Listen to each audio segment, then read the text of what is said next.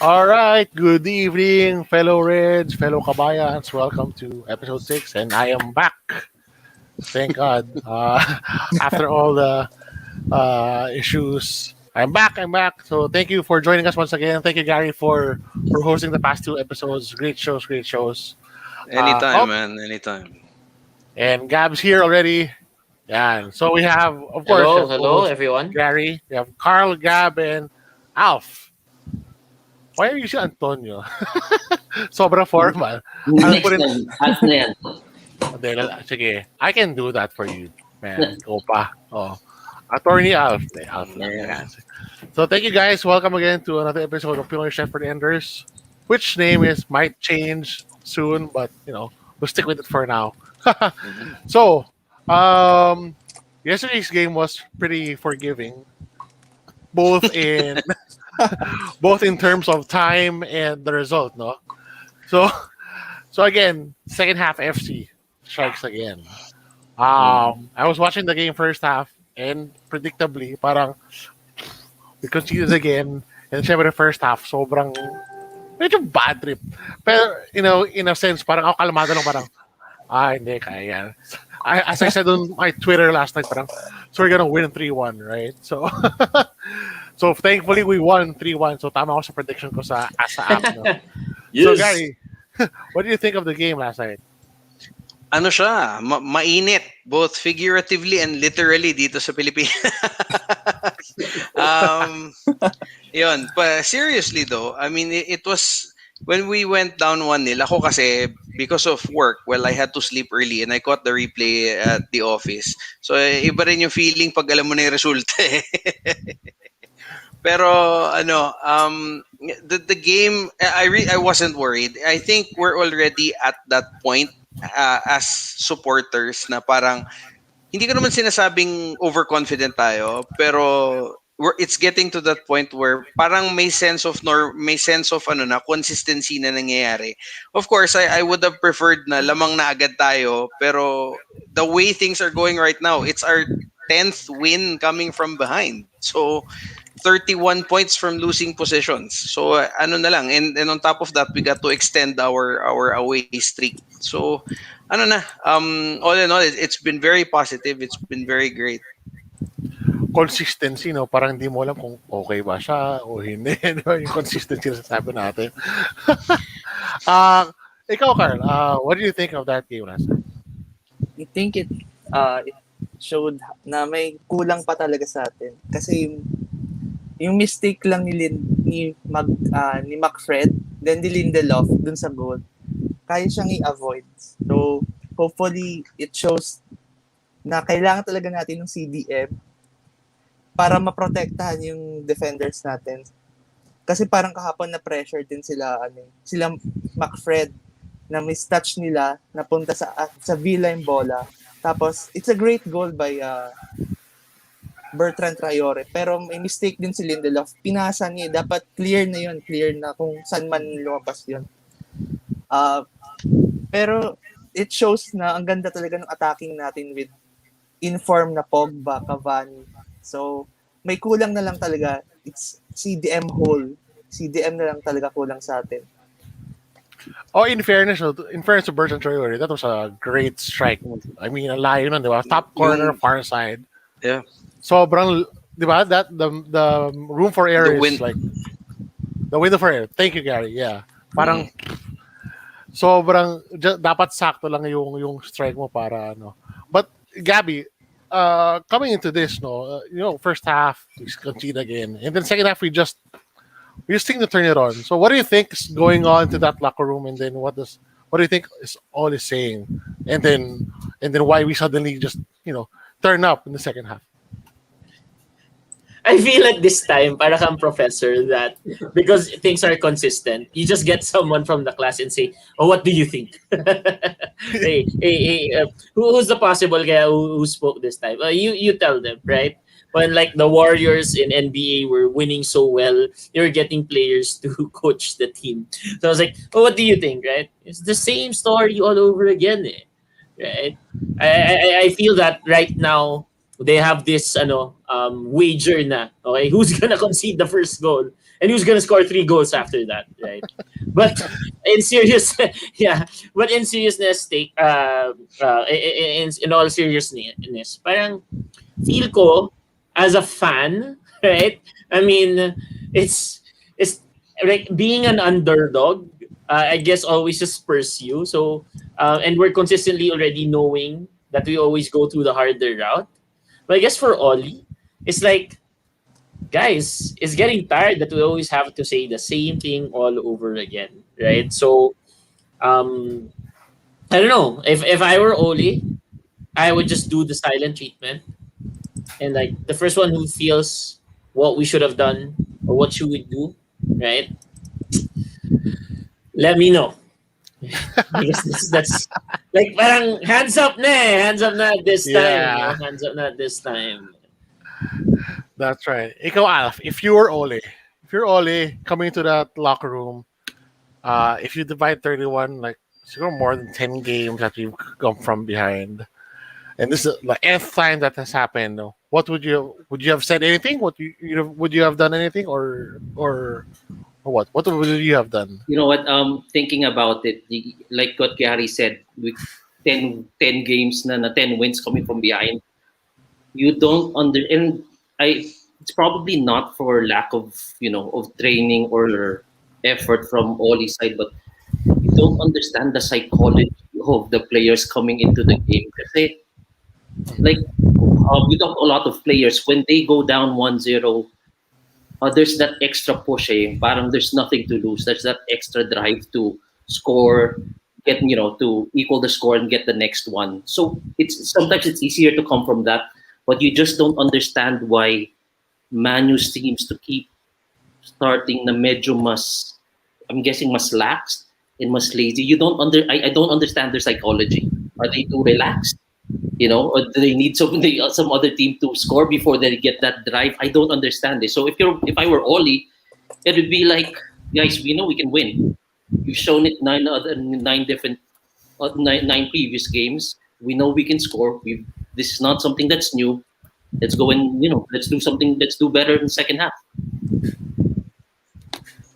Yung nga, no, parang hindi mo alam if it's gonna be like, is it a hairdryer treatment or is it like silent treatment? Parang, pero yung silent treatment, pwede rin parang, okay, we're down 1-0, so what? We can still have the second half.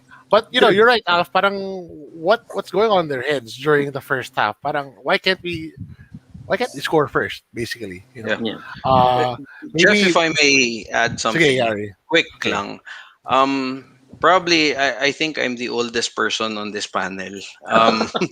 Hindi And halata, Gary. pero I was fortunate to have watched the 99 team play their games, and if I probably can draw a parallel between, I'm not saying this team is the same as that team because obviously we all know what that team did.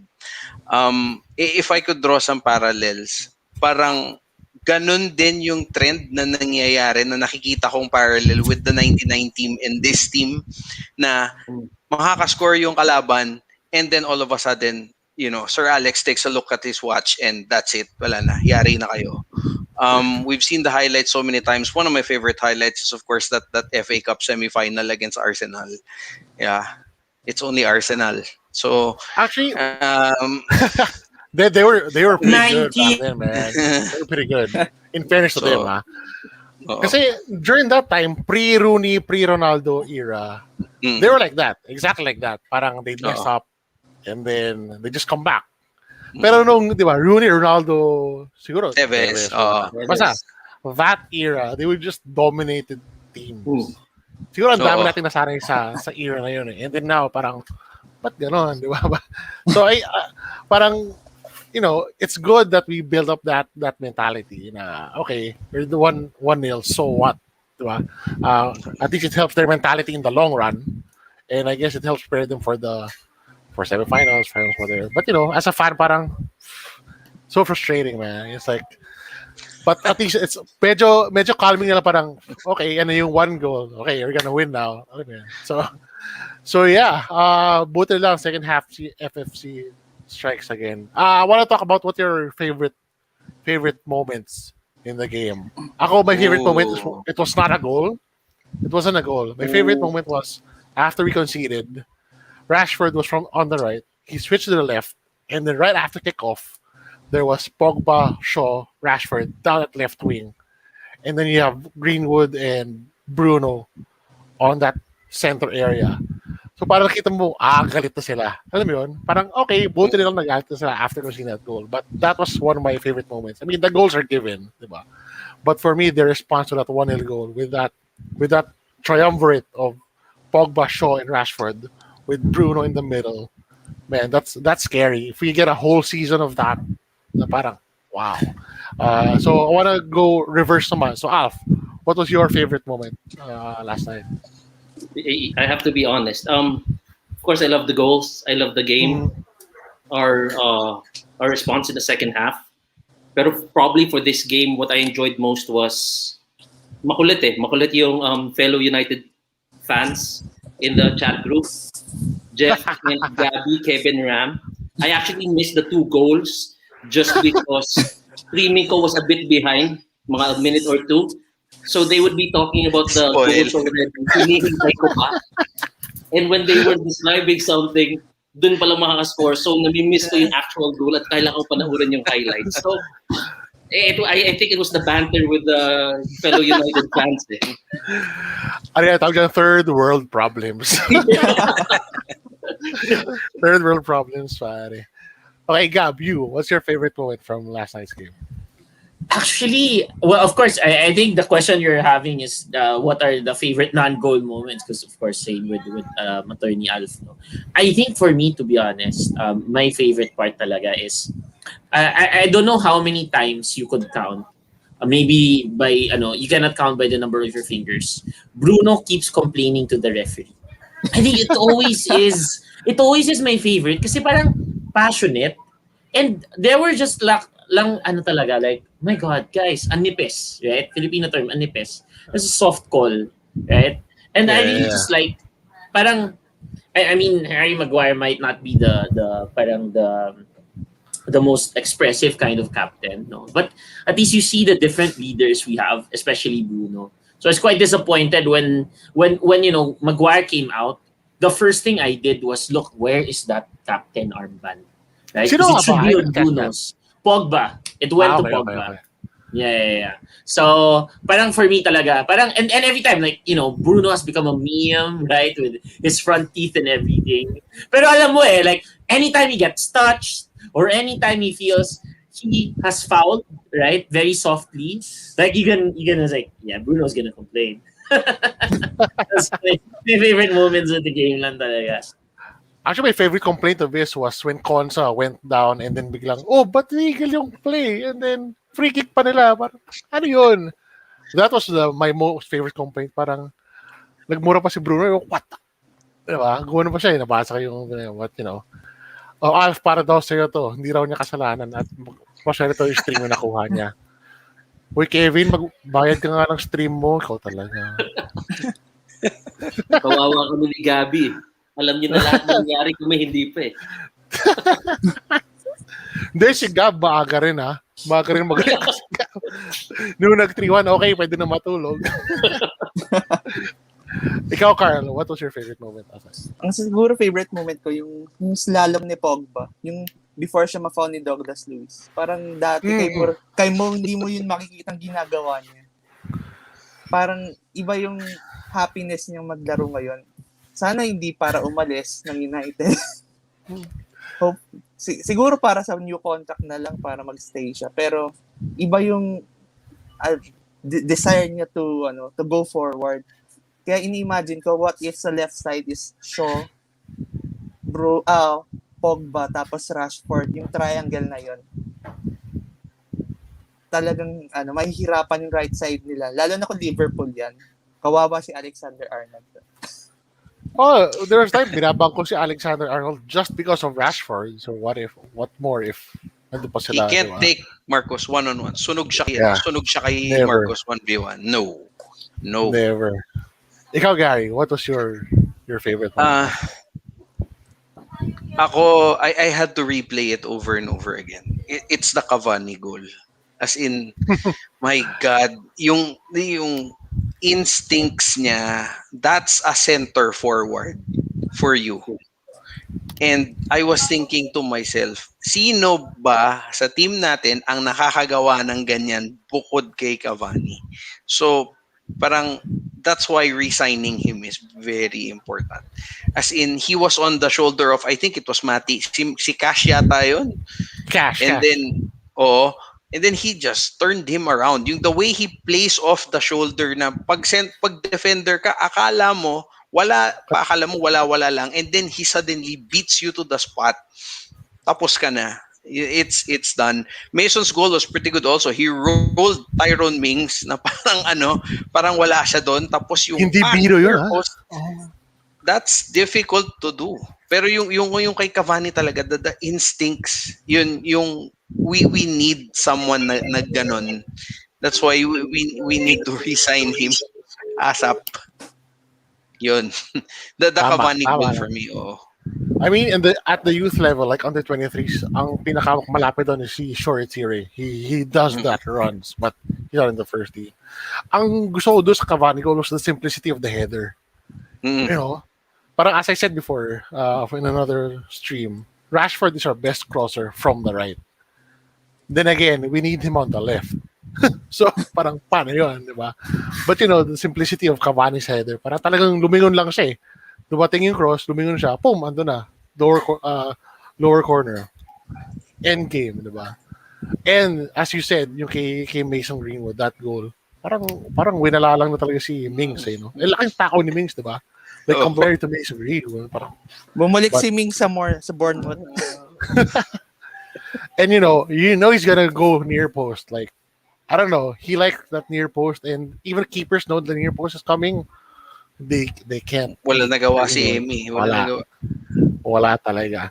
So coming off from that game, you know, it was some testy affairs every now and then, and you know, one of the major ones is, you know, Harry getting injured. We don't know yet the status. There's no official update yet, but hopefully it's just a muscle. So my question to the panel is: can we cope with Maguire? I know in the Facebook groups and the chat there are non-Maguire fans. They think he's overrated, but personally, parang he's as mentioned last night. Parang he's kind of grown into me. Na parang wow, he's been pretty good, especially when Dino came along. You know, nung parang before, parang nag-alangan pa siya, but when Dino came along, parang wow, parang ibang levels Maguire ngayon. So let's go back to Gary. Gary, how, do you think we'll cope without Harry, or what will he do? Kung may break tayo ng 2 weeks bago Leicester, pwede. Pero I guess the you know, if the reports are founded that he might not even be able to play on May 26, that's really mabigat yun. And say what you want about Harry Maguire, and I know people have his he has his detractors na but one thing that you can't take away from him is his consistency. Yung reliability niya, and that's paramount for a central defender. Kasi nandun ka palagi, ikaw yung diba, may stability yung likod kahit paano. Especially now with Dean Henderson coming in, at least na ma-manage nila yung likod. Now, if worst case scenario, if he's not ready to go, we're probably looking at Eric Bailly starting in his place with Victor Lindelof. Now, personally, I think, and I've said this also in the previous stream, that pound for pound, Bailly is probably our best defender in terms of athleticism and physicality. Pero kasi he's just coming back, so din yun unknown quantity din yun.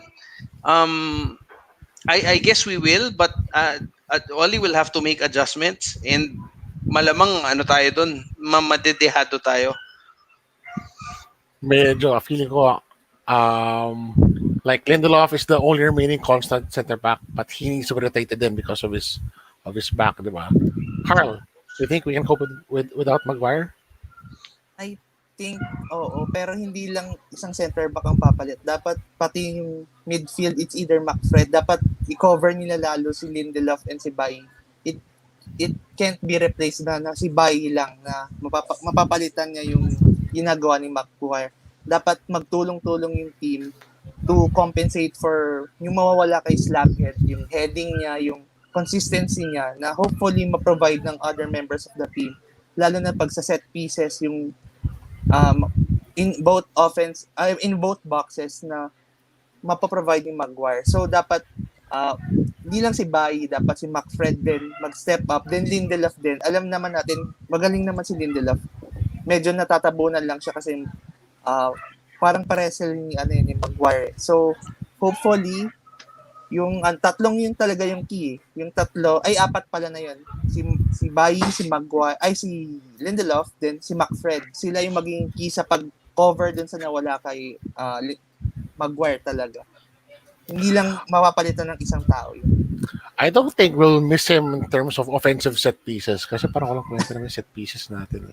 Parang, corner, sige, kunwari pila tayo, tapos si Finance. Wala lang, just for the sake of it. Man, parang talagang time waste na yung corner sa atin eh. Gab, what's your take on it? Are you gonna cope without Maguire? Yes. I feel kasi that, well, and I think I agree with with Cap in saying that we will miss him the most on our European final for sure. No two ways about it. If mangyari nga yun. But I think for the remaining games, I would actually want Bang. Rodolfo, Rodolfo, you're correct. I want us, parang Henderson De Gea, right? When De Gea was out, right? It was a time for Henderson to step up and build his confidence. I mean, Henderson had some games, but I feel that Axel and Bayi, right? If they can't step up now and prove to Ole, right, that they are worthy of being in the team and being regulars or maybe just rotation players next year, this is the time for them to step up. So I feel that actually for me, my back two, right, on their next game, should be Bayi and Tuanzebe, right? Because sabi nga ni Oli, no one will play 90 minutes Aston Villa, Liverpool, Leicester, right? So I think for sure Lindelof will be rested for Liverpool. I really hope that Axel can step up. Ito yung parang nila, what do you call this? Final season run in to show me that you are you're worthy of the spot. Last thing siguro, no, just wanted to share on Maguire. I think this is really where the proverb, you never know what you got till it's gone. Right? Now I look on Twitter, it's all about, I'm really sorry for Harry, he's been very consistent, etc., etc. But when he has that, 71, 72 games of almost 90 minutes each game, parang, man, he can't head the cross. He can't score a goal in the corner to save his life. And when he scored the goal, it was a foul. Diba? I don't know kung naalala niyo yun. He scored a header in the corner, but it was a foul. Even if it was. That was soft foul, man. But yeah, I mean, for me, yeah, we never know what we got till it's gone. But now that he's at least, I guess, blessing in disguise because now Man United will know now how much we value him. So pagbalik niya, hopefully we're a bit lenient on him. Ganun na nga, parang, okay, now we're worried that he's gone. No? But how about you, Alf? How do you think we're gonna cope without Maguire? I mean, yes, we can cope some way or somehow, but how do you think we'll cope without him? Oh, you're on mute. Mute. I agree with what everyone said. And I really think his intention was to put Bayi on for the Leicester game just because Leicester plays really quick. So it was always going to be Maguire with Bayi. But now that Maguire's gone, it's a toss up. I don't know if it's going to be Lindelof. I'd like Lindelof there just because he gives that extra stability, I'm guessing. Stability, because Bayi would be like what Gary said. Bayi is very aggressive. Physically, he's probably the best. Pound for pound, he's probably the best. He's very athletic too. But there are instances where he's a bit rash when it comes to decision making. So you want someone to be just behind him, similar to what Ferdinand and Vidic were. Vidic was the aggressive guy. Ferdinand was there, the very composed, very finesse type of defenders, and that's the type that you need with Bailly. So it might be Axel, but I hope it's Lindelof. And then maybe use probably Axel and Bailly. Tama si Gab. Pero you can see Ole isn't too confident with his defenders. I mean, he always he plays a 4-2-3-1. Yeah. When you put in two defensive midfielders, defensive midfield, you're not too confident about the defenders, and he's probably going to play the same way. Maguire's out, so he's going to put in McTominay and another defensive midfield to give that extra cover. But yeah, definitely malaking loss in Maguire. I'm not one of his biggest fans, but somebody posted about his stats first in almost everything as a defender for the Man United, so it's a big loss. Yeah. I mean, he didn't get parang Premier League at least. Parang he completed all games except for yesterday. Yeah. Like 90 minutes. Ideally, yeah, Bailly and Axel can come in. My concern for that is wala sila chemistry pa. Like at least Bailly and Lindelof has a bit of chemistry because they played together before. But when you put in Axel, maybe we can play three back. I don't know, but Ole doesn't do that anymore. Yeah, sabi nga ni Ulrich, maybe 3-4-3, but ayaw ni Ole nun eh. Before we play that way, but now. So before we move on, I just want to go through the comments. Yes, the fullback should also be rotated, no doubt. So yeah, we might be seeing Teles and Brandon this week. Mengi's injured kasi, so He's on even loan. though he's back. No, he's back. Ay, no, 'Cause he's injured. okay. Because he's injured, so he was recalled. So he's not an option. And then, Si Laird pala ang on loan. Okay. Yeah, Laird's still on loan, but tapos na yung, I think, League 2, League 1. But, too soon. So, let's see, So, yeah, as Rodolfo said earlier, Axel was set up. And then just go on to some of the comments about the favorite moments from last night. So, yeah, nakipag-awag siya. Yeah, I saw that. Yung si Rashford parang, it was shirt pull siya eh. Shirt pull down. And then he was pissed. And then mamaya nung kasama na referee, ang bait na ni Rashford bigla. Parang, baka nga, role model. Baka nga, ganun. No? And yes, you're right, Ram. That Cavani header will not come if there was no perfect cross from Rashford. I mean, that is true.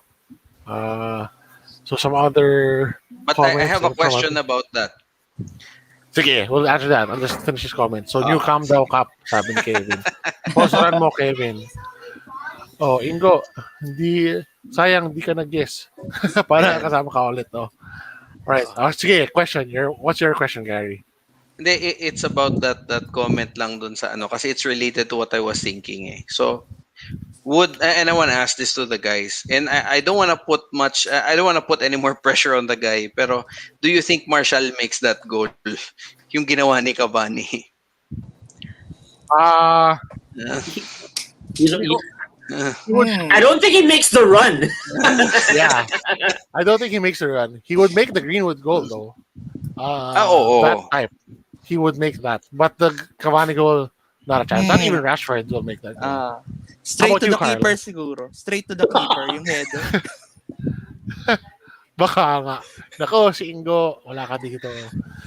Mapagkatong kasama. Actually, alam mo na eh, nung gumanon na si Cavani, Tapos nakita siya ni Rashford, parang eto na. Actually, ang bilis na pangyayari, Sobrang bilis na pangyayari. Parang gumanon lang si Cavani, parang, okay, pwede na matulog. Nagsabi, buti mabait yung ref kay Mason.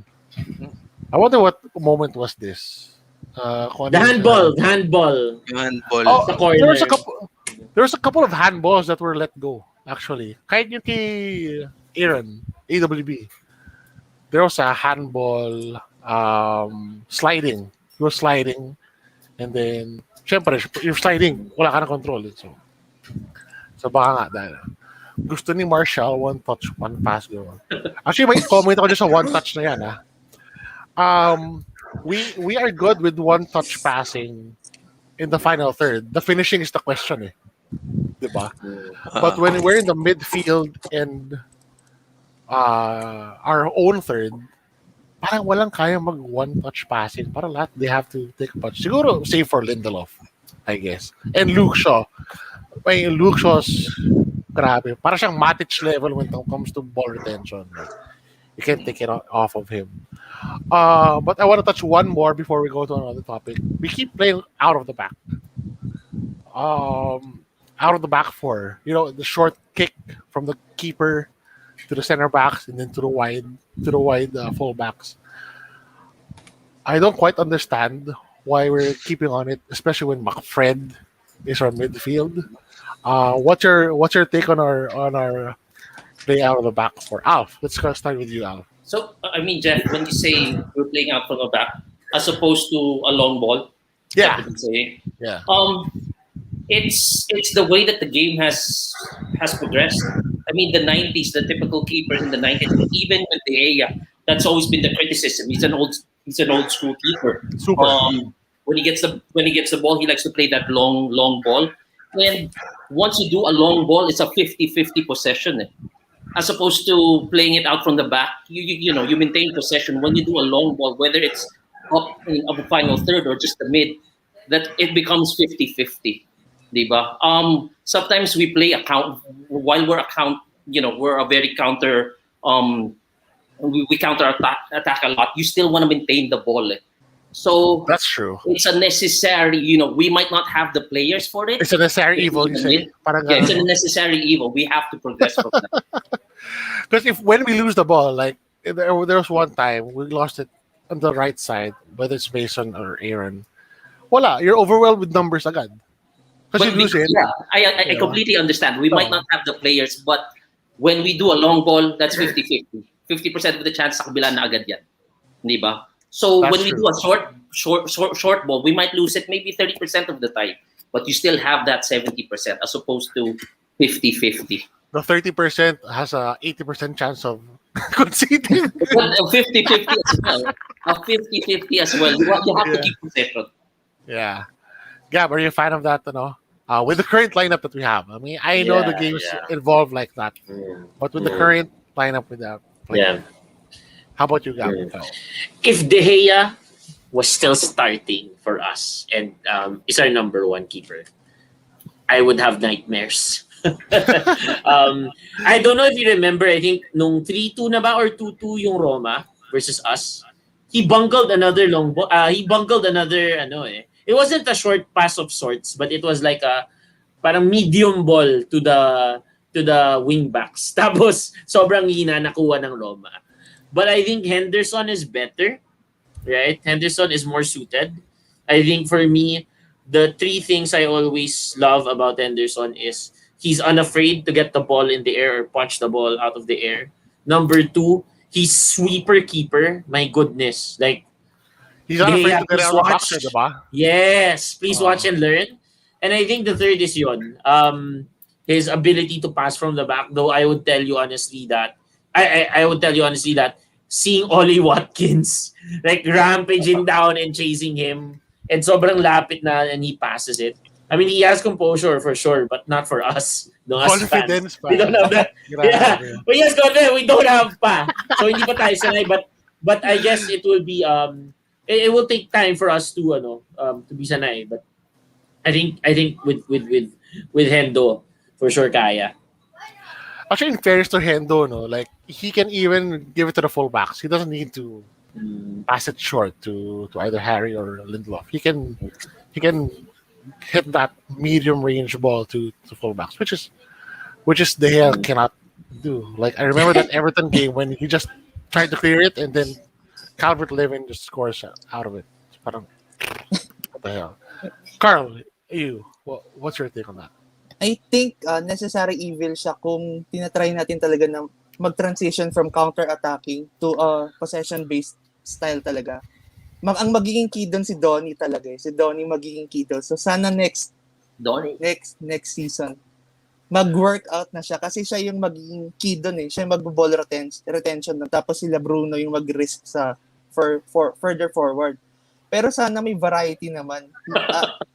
Naisip ko kasi yung, di ba yung goal ni Pogba, yung controversial goal ni Pogba against West Ham, yung lumabas daw yung kick ni Henderson. Yeah. Yung Yeah. nag-curve. Yeah, I Oh, remember nag-curve daw. Sana may ganun tayong variety na hindi tayo predictable na lagi na lang sa center backs or sa full backs. Dapat may long ball din na magugulat yung kalaban na, ay, bigla silang nag-long ball. Parang out of nowhere. A perfect example of that, hindi siya technically long ball. But the long throw to Shaw during the City game, grabe, ang bilis nun. I don't know if you remember that. Henderson, almost, muntik na siya ma 6 seconds. I mean, hindi naman siya tinatawag nowadays, di ba? But, that long throw to, yeah, my dog's here, and then my son is pointing to the dog. But anyway, that long throw to Shaw, and then Shaw scores it eventually. Grabe, yung mga ganong gulat Anong mga term doon? Golpe de gulat, kumbaga. No?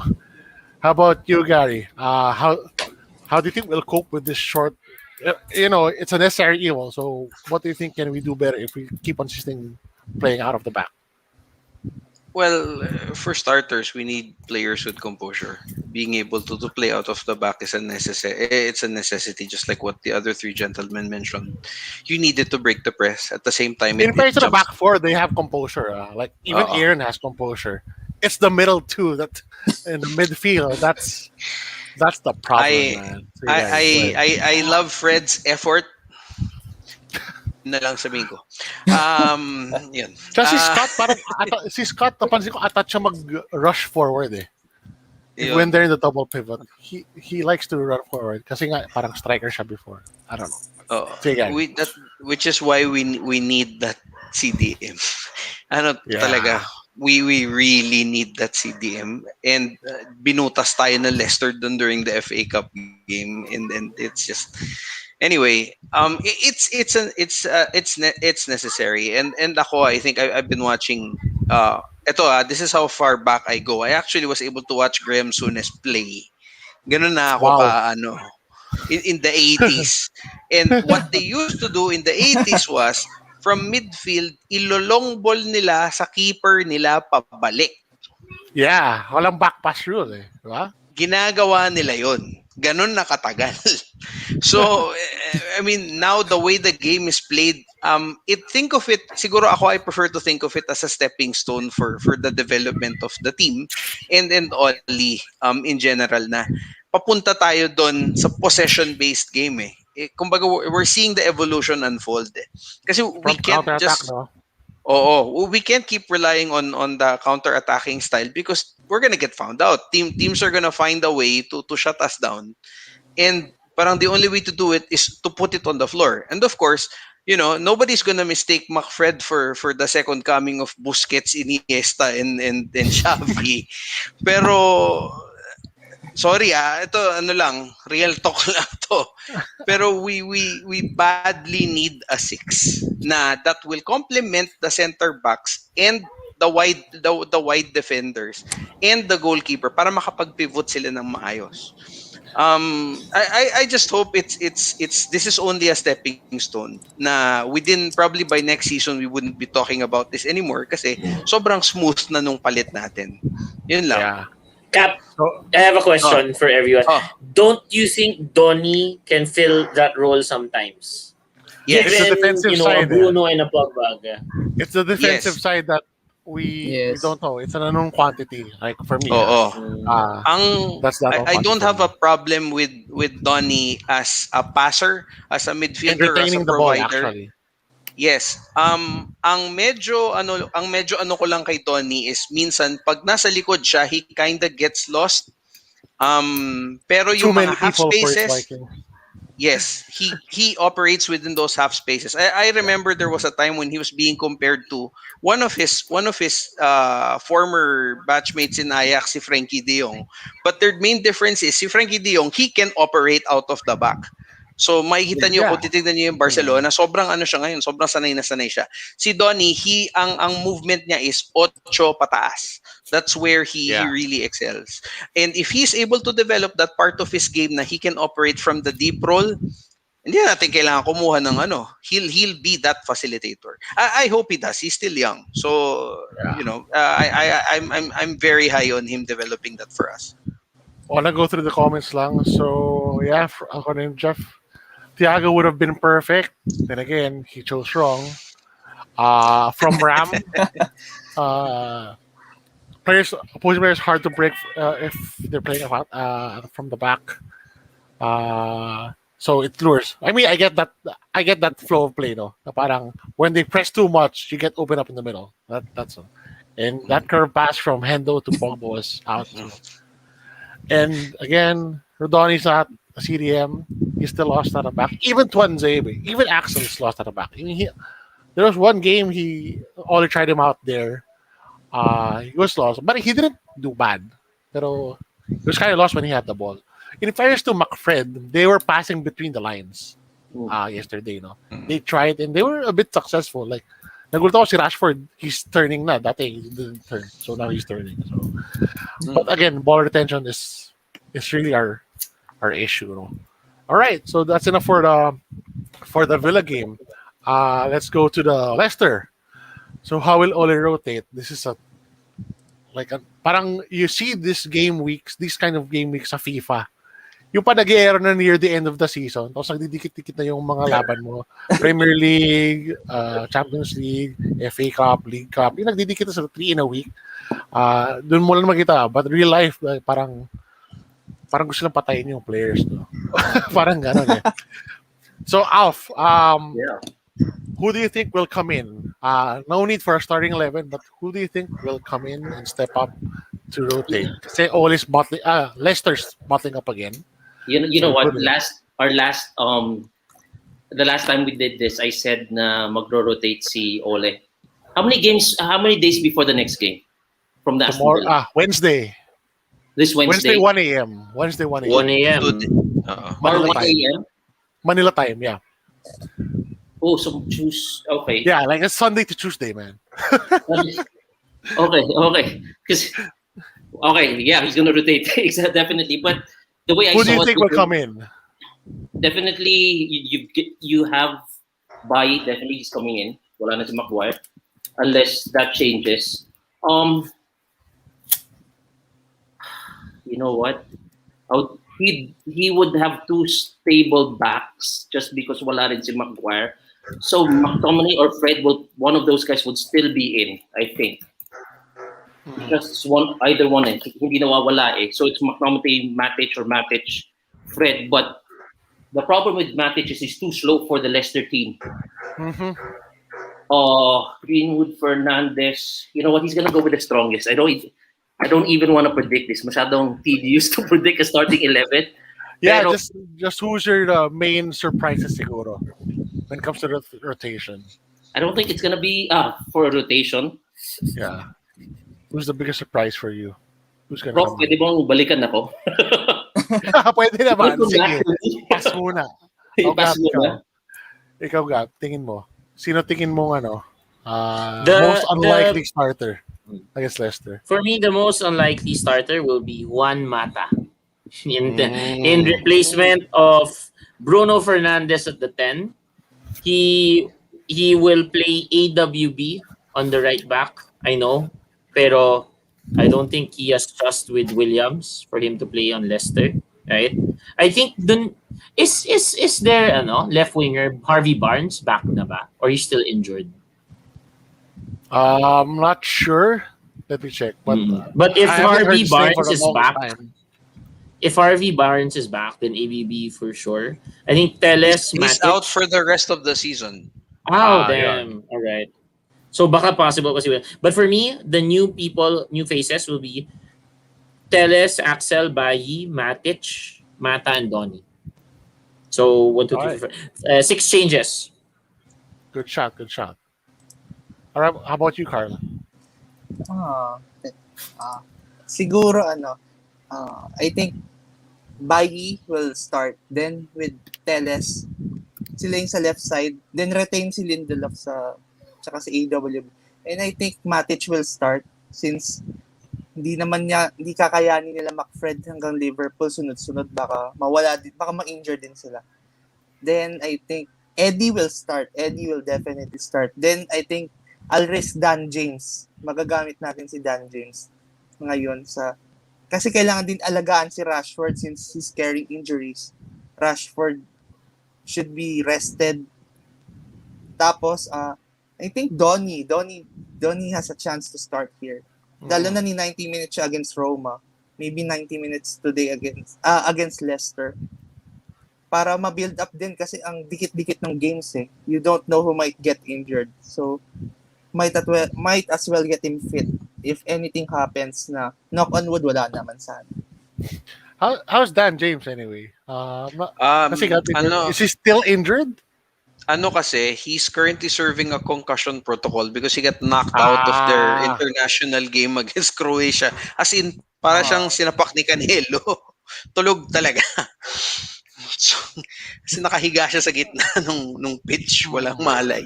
So, I think there's a mandatory, para siyang COVID, there's a mandatory amount of days that you need to stay out. Hindi ko lang alam. Pero he's probably a game time decision. How about you, Gary? Who's your out of left field? Well, ako kasi I think I'll go up top. I highly doubt that Cavani is going to play kasi I think he's being saved for Liverpool. I'll work my way down. I'll go with Greenwood up top. Tapos sa likod, I'll have Van de Beek in the Bruno role. I'll have Ahmad on the right. And then if Dan James is available, I'll have him on the left. Tapos yung Matic and probably McTominay, hindi mo pwede pagsabayin si Matic tsaka si Pogba. Hindi mo rin pwede pagsabayin si Matic tsaka si Mata. Ano ito? Rigoton nito. And then at the back, Lindelof will probably be retained. I'd like to see Brandon Williams get a start pero most likely baka si AWB yan. Teles is gonna start on the left and then by I just hope he doesn't pull out one of yung ginawa niya sa Roma, nag-dribble siya hanggang sa pinakadulot sa wala rin. Yun. Party at the back when you have Bayi, diba? Sabi ni Jason. So we have some comments chiming in. Bayi for Harry, Eddie for Mason, and then Axel will play for Harry, the rest the same. Then Martial, Martial might have minutes actually. He's on this way for recovery, but I don't think he'll start. What you say? I don't think he'll start, but he might get minutes. Off the bench na lang. But for me, I think Ahmad will sana. For me, if Role is gonna shuffle something, baka gawin si McTominay at part of the back four. Because he does that for Scotland. Yeah. And he's pretty good. Then again, atat nga siya sumama sa attack. So he'll have to, hanker down on that. All right, so just to start wrapping up, one last topic for today. So Joel Glazer came out with a response to the MUST Support This Trust letter. Came out on the website. If you're an official member, might have gotten the email too. So I want to get your thoughts on that. And what's your expectation moving forward? Are you hopeful or not? Gary, let's hear from you. Yun lang. Nice. Hindi. Am I hopeful? I've been hopeful for 16 years. Hanggang ngayon, wala akong perang pinasok tong pamilyang to sa club na to. I think everybody knows how I feel about how I feel about the owners. Diba? The fact na napilitan sila magbayad ng 15 million euros just to cover the fine, diba? Ni investment, I'd be very surprised. I'd be very, very surprised if they decide to invest some of their own money in the summer to try and buy players. It's not going to happen. And obviously this was done by their PR department or something. Halatang kinapi-paste. I'm sorry. It's gotten to that point with the Glazers na. They're basically sucking the blood out of this club. Ayoko na magsalita, baka ako ano pa masabi ko. Ikaw, Carl. What was your reaction when you first I think saw that? ang perfect dyan is actions speak louder than words. If they don't do anything about it, they don't improve Old Trafford, which is, kino-compare na nga nila since ang ginagawa ng Glazers is yung City Council sa Miami yung pinagbabayad nila yung mga taong pinagbabayad nila para magkaroon ng new stadium in box.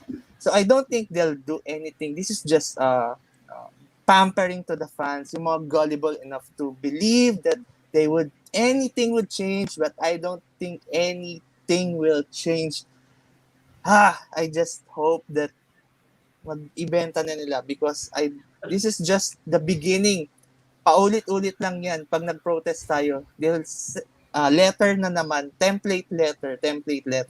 Hanggang sa kung sino na siguro mapagod sa ating dalawa na mag-protest or sila na mag-respond. Because it will be a cycle, paulit-ulit lang yan. Hindi sila magbabago. It's in their blood. And I'm not really hopeful unless may bumili na talaga sa atin na hopefully much more decent and mag-invest sa club natin. Well, let's see. Well, Gab, ikaw, if may reaction ka dun sa letter, if you were gonna respond to the letter, how would you respond? I would say go yourself. That joke. I think, to be honest, when I read di ba may response si Must, the supporters group, sabi nila the response could in theory, and we emphasize in theory. I think that was the perfect start of that response. Yeah, I mean, I echo what Carl says. Na it's all words until action is done. I feel lang strongly about parang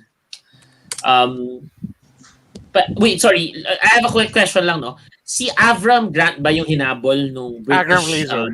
Glazer. Si Avram Grant. Sorry. Coach na Chelsea. Sorry.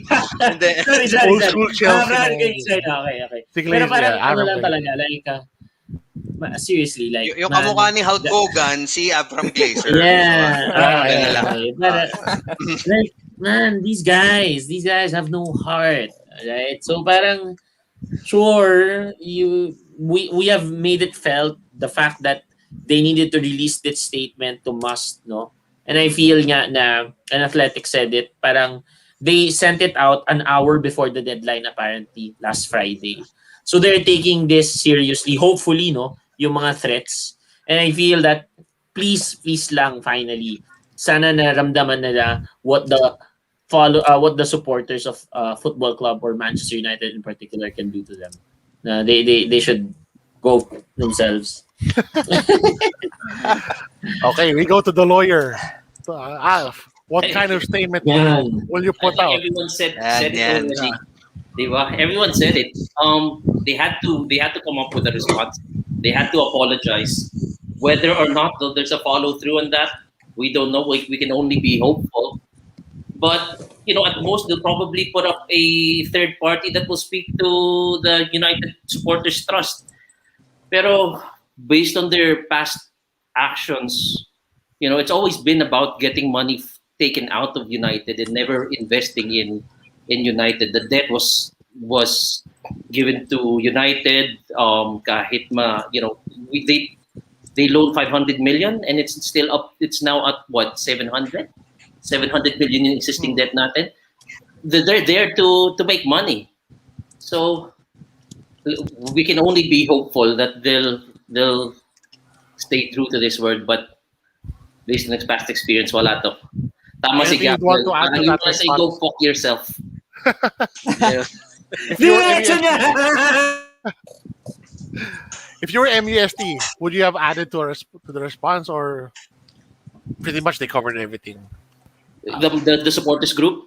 Yeah. You have to be politically correct. The leaders were politically correct when they sent out that letter. The Must were politically correct too. Sabi nila in theory. But other than that, basically they're saying, come on, until you prove otherwise, we won't believe you. But what they said was in theory.